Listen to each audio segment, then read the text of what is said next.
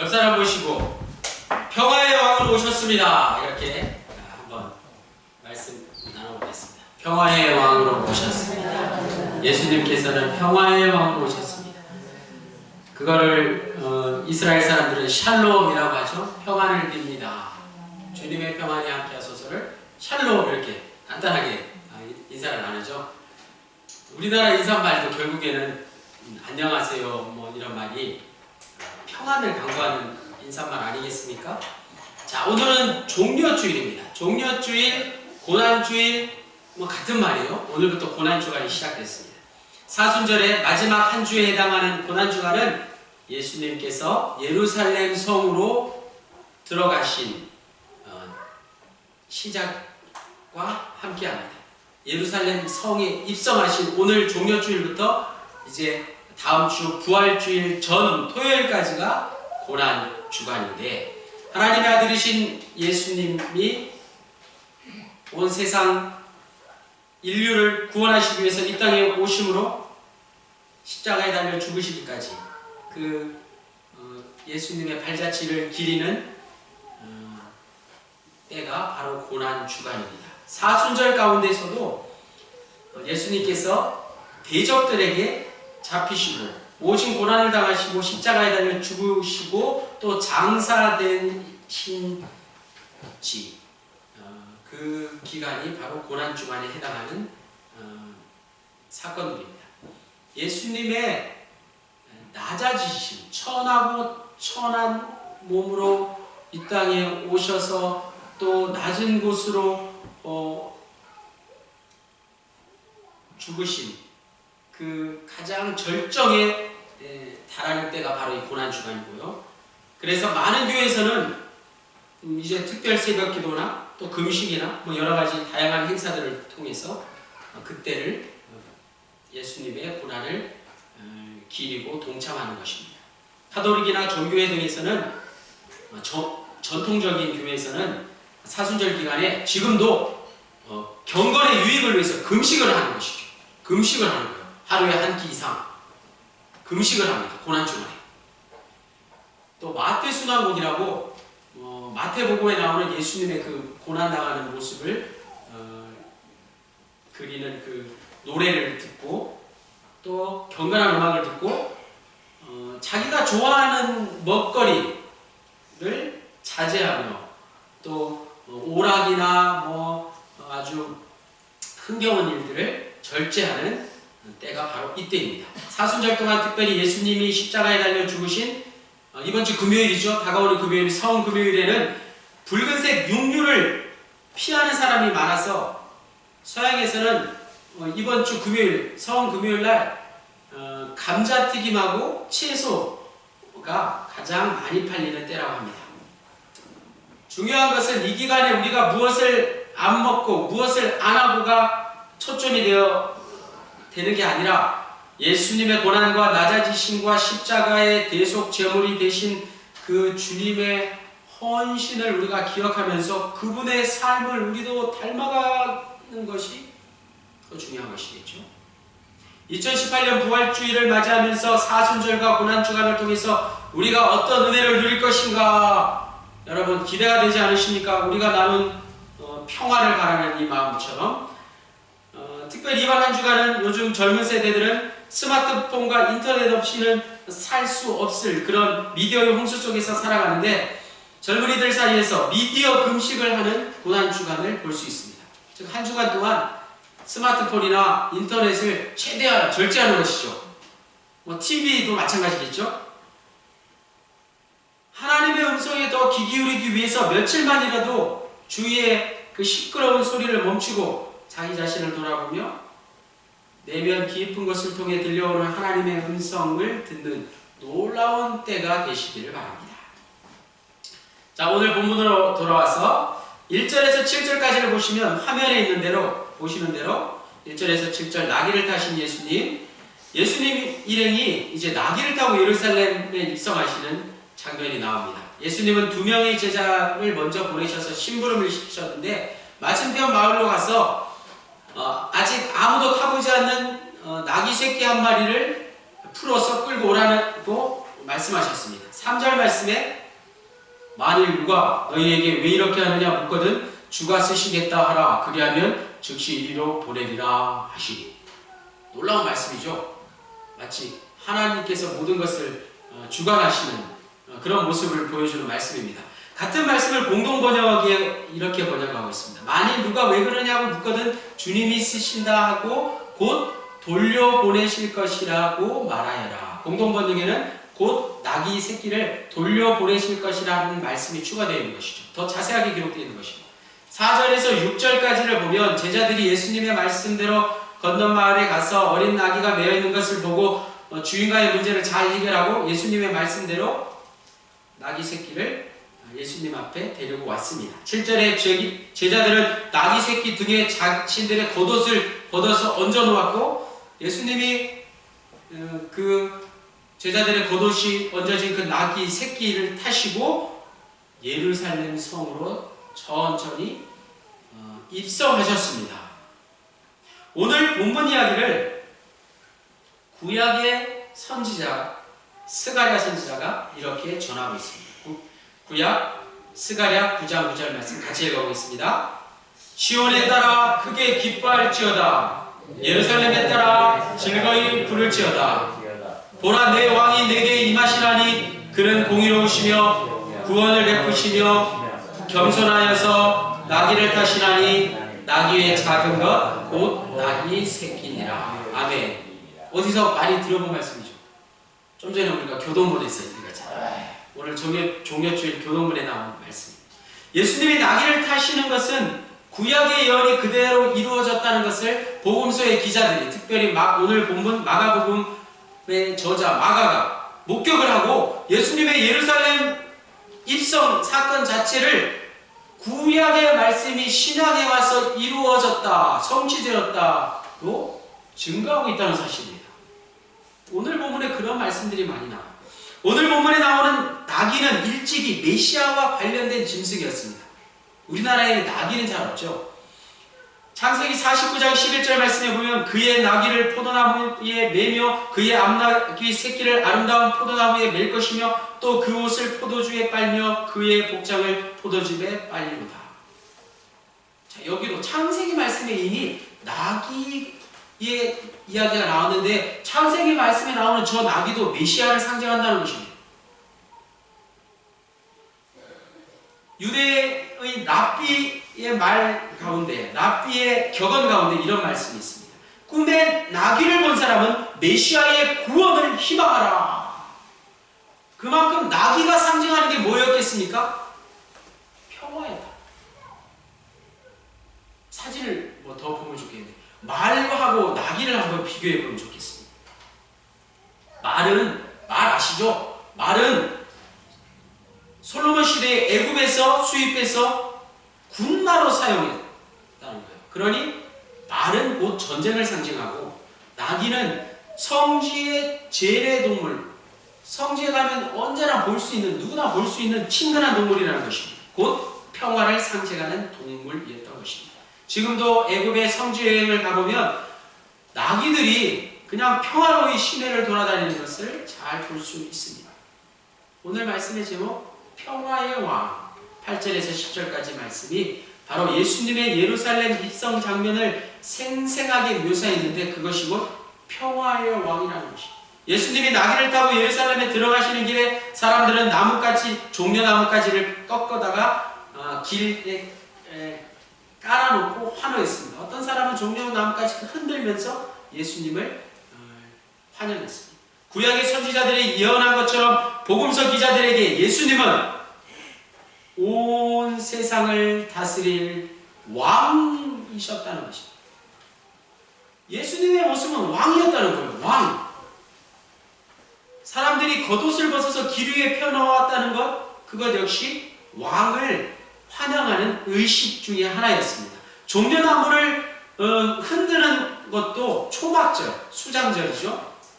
우리나라의 추수감사절과 같은 때에 행하던 의식이었습니다. 많은 사람들이 나귀를 타고 가시는 예수님의 앞, 뒤, 좌우에서 환호하면서 호산나, 호산나 라고 외쳤습니다. 호산나의 뜻은 구원하소서, 구원하소서라는 뜻이죠. 하나님의 구원을 기다리는 외침으로 우리가 알고 있는데, 이 호산나의 의미 역시 왕에게 자비를 구하는 외침으로 사용되었다는 것입니다. 사무엘하 14장 4절 말씀, 이런 말씀이 있습니다. 드고와 여인이 왕께 아랠 때 얼굴을 땅에 대고 엎드려 이르되 왕이여 도우소서 하니. 또 열왕기하 6장 26절에도 이스라엘 왕이 성 위로 지나갈 때 한 여인이 외쳐 이르되 나의 주 왕이여 도우소서. 여기서 왕이여 도우소서가 호산나라, 호산나, 나를 도우소서. 그렇다면 오늘 본문이 말하고자 하는 것은 예수님이야말로 호산나 외침을 받으실 만한 분이라는 것입니다. 마가복음의 저자, 마가복음이 쓰여질 당시에 마가 공동체, 초대교회는 진정한 왕이 누구인가? 로마 황제가 아니라 진정한 왕은 예수님이셨다 라는 것을 오늘 본문 말씀을 통해서 고백하고 믿었다는 것입니다. 더 중요한 것은 예수님의 왕권은 오늘 영상에서 보신 것처럼 정치적인 게 아니었다는 것입니다. 그는 전쟁을 통해서 자신의 힘을 자랑하는 당시 로마 황제처럼 자신의 왕권을 행사하는 분이 결코 아니셨습니다.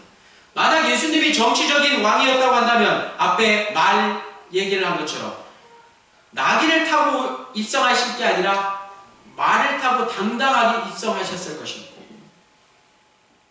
마가복음 기자는 예수님은 전쟁의 왕이 아니라 평화의 왕이라고 분명히 우리에게 전하고 있습니다. 이것 또한 구약의 예언이 그대로 이루어졌다는 것을 스가랴 9장 9절에 이은 9장 10절 말씀을 통해서 알 수 있습니다. 다 같이 읽겠습니다. 내가 에브라임의 병거와 예루살렘의 말을 끊겠고 전쟁하는 활도 끊으리니 그가 이방 사람에게 화평을 전할 것이요 그의 통치는 바다에서 바다까지 이르고 유브라데 강에서 땅끝까지 이르리라. 아멘.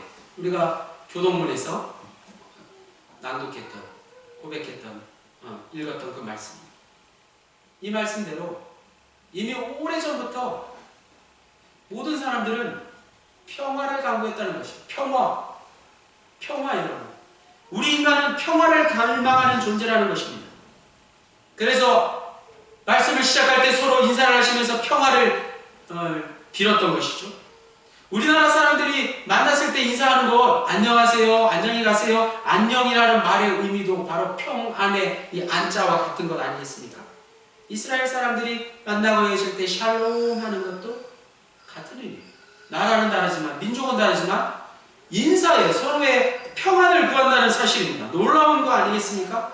바울은 바울 서신을 쓸 때마다 첫머리나 끝맺음에 항상 평강을 구하며 인사했습니다. 주님의 은혜와 평강으로 인사했다는 사실. 인간이 이토록 평화를 갈망하지만 우리가 살고 있는 이 땅에는 정작 진정한 평화가 없습니다. 평화의 사전적인 의미는 전쟁과 갈등이 없는 상태를 말합니다. 전쟁뿐만 아니라 뭐가 없다고요? 갈등이 없어야 진정한 평화라는 거예요. 그런데 우리에게 갈등이 없습니까? 뿐만 아니라 성경에서 말하는 평화는 더 깊은 의미가 있습니다. 성경에서 말하는 평화는 개인의 안녕뿐만 아니라 공동체의 평온함을 말하는 것이고 하나님으로부터 오는 영혼의 안식을 의미한다는 것입니다. 진정한 평화는 인간과 하나님과의 관계가 평화를 누리는 것. 우리가 오늘 부른 469장 내 영혼이 그 깊은 데서 평화를 찬양했지 않습니까? 그 찬양의 가사처럼 나와 하나님의 관계가 평화롭냐? 단절되었느냐? 성경에서 말하는 평화는 하나님과의 관계가 평화로운 관계를 유지하는 것, 그것이 진정한 평화라는 것입니다. 이런 평화는 하나님과의 올바른 관계에서 비롯되는 것이고 하나님의 임재하심으로 말미암아 하나님의 뜻이 이 땅에 실현된 상태를 말합니다. 그러나 오늘 말씀의 제목이기도 한 평화의 왕으로 오신 예수님을 오늘 우리가 날마다 경험하기란 앞서 말씀드린 대로 여간 어려운, 여간 쉬운 게 아닙니다. 어렵다는 것이죠. 우리가 예수를 믿음으로 우리의 마음이 평화로울 때가 있지만 그렇지 않을 때도 있기 때문이죠. 예수님이 평화의 왕으로 오셨는데 이 세상은 왜 평화롭지 못한 것일까요? 제2차 세계대전의 영웅, 미국의 제34대 대통령 아이젠하워 사진 한번 보세요. 아이젠하워 대통령이 있어요. 아이젠하워 대통령, 우리 제2차 세계대전을 종식시킨 영웅이죠. 우리가 6.25 한국전쟁을 끝낼 수 있었던 것도 아이젠하워 대통령의 공이 큽니다. 아이젠하워 대통령이 1969년에 인종을 맞을 때 빌리 그레엄 목사님이 함께 하셨습니다. 목사님, 제 마음이 몹시 두렵고 떨립니다. 저를 좀 도와주십시오. 그러자 빌리 그레엄 목사님, 사람은 자기 의를 가지고는 하나님 앞에 설 수 없습니다. 하나님께 나아갈 수 없습니다. 우리 모두가 다 죄인이기 때문입니다. 내가 잘한 게 아무리 많더라도 하나님 앞에 우리가 무슨 선한 일을 했다고 자랑할 수 있겠습니까? 우리가 자랑할 것은 오직 예수 그리스도의 십자가의 은혜, 우리를 위하여 십자가를 지신 그 은혜에 감사한 마음을 가지고 믿음으로 죽음을 담대히 받아들이십시오. 그러면 하나님의 자녀됨을 성령님께서 확증해 주시고 하나님의 자녀로 영접해 주실 것입니다. 목사님의 이 말씀을 듣고 한참 묵상하며 기도하던 아이젠하워는 목사님 감사합니다. 저는 이제 준비가 되었습니다. 라며 눈을 감았다. 제2차 세계대전에서 노르망디 상륙작전을 승리로 이끄는 등 나치를 물리치고 세계 평화를 장담했던 그가 어찌 자기 마음의 평화를 쉽게 얻지 못했을까? 성 어거스틴은 이렇게 말합니다. 인간이 동서남북 어디에서 방황하든지 예수 그리스도의 품에 안기기 전에 참 평화란 없다. 마지막 11절 말씀이 바로 이 숨겨진 평화의 왕에 대한 말씀. 다 같이 11절 읽겠습니다. 예수께서 예루살렘에 이르러 성전에 들어가사 모든 것을 둘러보시고 때가 이미 저물매 12제자를 내리시고 베다니에 나가십니다. 아멘. 아주 일상적인 말씀이죠. 예수님이 드디어 예루살렘 성전에 들어가셨어요. 예루살렘에 입성하신 예수님의 주요 활동이 무엇이었을까요? 예수님이 예루살렘에 들어가셔서 입성하셔서 하신 일이 바로 고난주간의 시작, 한 주간 동안 하신 일이죠. 가장 먼저 하신 게 무엇이죠? 예수님은 예루살렘에 결코 구경하러 오신 게 아니라는 말씀입니다. 가장 먼저 예루살렘 성전을 찾으셨습니다. 요즘 말로 교회에 오셨어요. 예수님이 우리 낙평마을에 오셨는데 교회에 오신 것이죠. 어떤 이유로 교회에 오셨다고요? 예수님이 성전을 둘러보시는 중에 오늘 11절 말씀에 때저물어 날이 이제 저물어서 베다니로 쉬러 가셨다. 이렇게 기록되어 있습니다. 시간이 넉넉했다면, 때가 저물지 않았더라면 예루살렘 성전에 들어가셔서 그 즉시 성전을 정화하셨을 것입니다. 성전을 정화하셨다는 게 무슨 말이에요? 성전의 잘못된 일들을 바로 잡아 주셨을 거란 말씀이에요. 하지만 하루가 저물고 날이 어두워지자 예수님은 12제자와 함께 예루살렘에서 나오셔서 베다니로 가셨어요. 베다니라는 곳은 우리가 잘 아는 마리아와 나사로가 살던 곳이었죠. 오늘 본문은 종려주의를 맞이한 오늘 우리에게 예수님의 예루살렘 입성을 매우 자세하게 소개해주고 있을 뿐만 아니라 아주 극적인 반전들이 곳곳에 숨어 있다는 것입니다. 앞부분에 나귀를 타신 예수님의 모습은 이 세상 모든 것의 주인이신 하나님께서 나귀 새끼를 예비하셔서 나귀 새끼를 타시고 예루살렘에 입성하시는 평화의 왕의 모습을 보여주셨고, 많은 사람들이 호산나 호산나 다윗의 자손이여 다윗의 나라여를 외치는 군중들의 모습 속에서 또 매우 극적인 열광적인 모습을 볼 수 있습니다. 그런데 11절이 돼서 마지막으로 예수님의 이런 모습은 갑자기 지극히 평범한 일상적인 모습으로 마무리됩니다. 앞의 모습만 보면 예루살렘에 뭔가 대단한 일이 벌어질 것 같은데 예상과는 달리 아무런 일도 일어나지 않았다고 해요. 오늘 교회력이 정한 마가복음 11장 1절에서 11절까지는 매우 정교하게 구성이 이루어졌다는 것입니다. 마가복음 기자는 마지막 11절을 아주 단순하게 예수님은 성전에 들어가셨고 둘러보셨고 날이 저물었고 베다니로 돌아가셨다고 전하고 있습니다. 이것만 보면 예수님의 예루살렘 입성은 지극히 평범한 일처럼 보입니다. 그런데 우리가 주목해야 할 것은 예수님을 평화의 왕으로 알고 환호하는 사람들이 누구였냐 하는 것입니다. 예수님을 따르던 제자들, 갈릴리로부터 예수님을 따라온 12제자들과 말없이 주님을 따르는 자들이었습니다. 예수님을 평화의 왕으로 바로 깨달아 알게 된 사람들은 예수님의 제자들 12명과 또 예수님을 따라온 소수의 자들 뿐이었다는 것. 예수님이 평화의 왕이라는 걸 안 사람들은 그리 많은 사람들이 아니었다는 것입니다. 예수님에게 열렬한 반응을 보인 것은 예루살렘 전체 백성들이 보인 반응이 아니었다는 것입니다. 또 그 호산나 호산나 하는 그 외침과 환호성은 예루살렘의 기존에 살던 사람들에게 별로 영향을 끼치지 못했다는 말씀입니다. 예수님이 평화의 왕이라는 사실이 온 천하 만국의 모든 사람들에게 다 드러난 것이 아니라는 말씀입니다.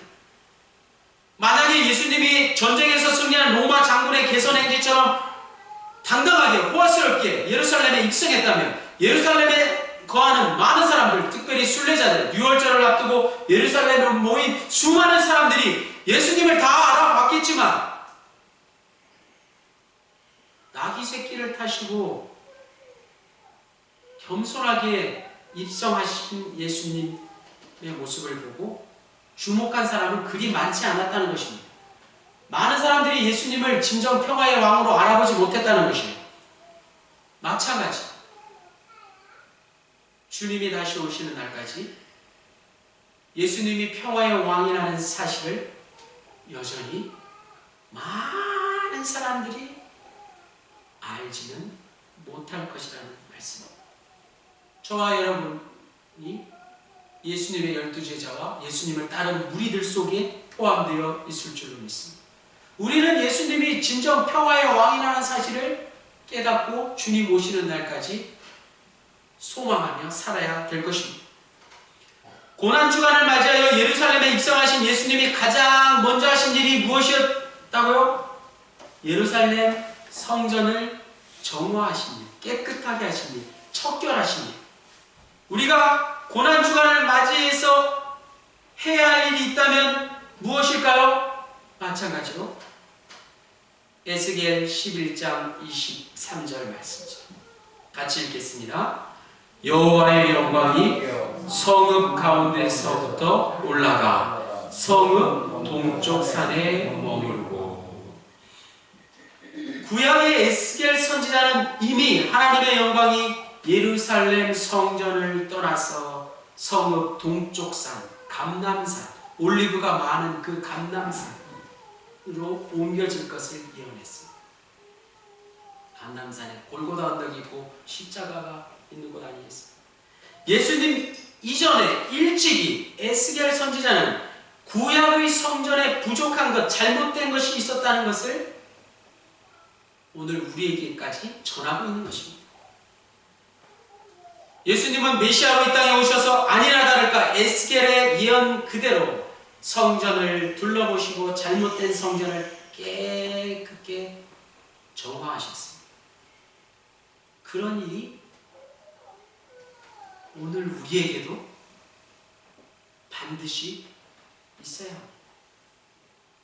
오늘날 그리스도인은 그리스도인 모두가 하나님의 성령이 거하시는 거룩한 성전임을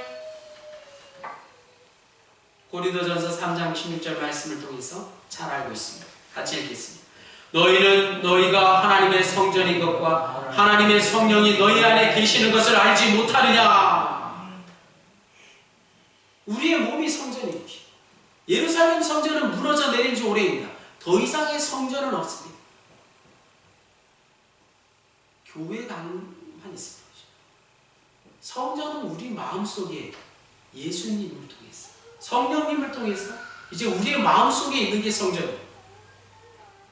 고난주간을 시작하면서 우리가 가장 먼저 해야 할 일이 있다면, 가장 중요한 일이 있다면 그것은 바로 우리의 마음의 성전에 잘못된 것이 없는가를 살펴보는 일 아니겠습니까?